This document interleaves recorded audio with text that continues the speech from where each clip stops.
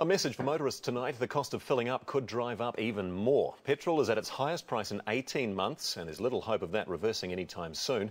Heather Duplessis-Allen's been looking at why it's so expensive and is with us now. Heather.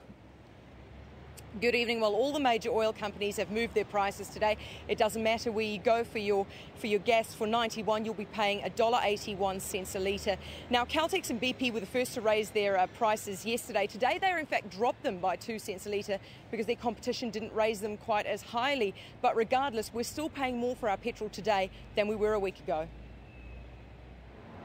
This is the most we've paid for petrol in a year and a half. Well, it stinks, but there's not much we can do about it. I don't want to walk.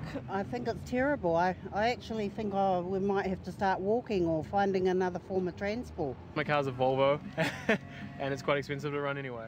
Every litre of 91 in premium octane is 8 cents more expensive than it was last week.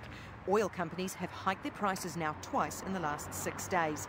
Bad news for motorists who remember the record high petrol prices at the pump in 2008. The price for 91 now at around $2.19 a litre. So are we on the road to those highs again? We've actually had stable prices for the last 6 weeks, and then last week we had a 5 cent increase and it's gone up another 5 cents yesterday. So we don't know if this is the start of a trend or whether it's just a bit of a spike. The oil companies all blame these hikes on a weaker Kiwi dollar and increased international demand, pushing up the refined oil price. That demand will only increase as the world comes out of recession. But thanks to a steady supply of oil, some say there's little chance it'll reach those record highs. Well, our feeling is that the circumstances that brought about the extremely high global prices in late 2008 were fairly unique. Now we think circumstances are rather different. BP is frequently the first to hike prices, and true to form, it's led the charge this time.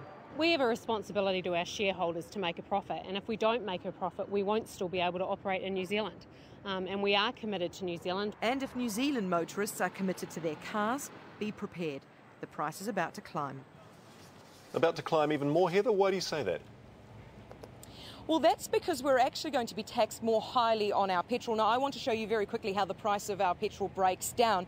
You are charged an excise tax by the government of 31% on your petrol price. Now, there's of course GST as well. That makes up 11% of what you pay. The shipping costs to get the petrol to the pump makes up 2%. The oil companies are making at the moment a margin of 9%.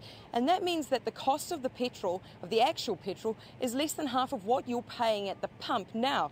The ETS is going to add another 3 cents around mid-year to every litre. The excise tax is about to go up by another 3 cents in October, and then of course GST could go up by as 15%, and of course all of that will add more to your petrol bill.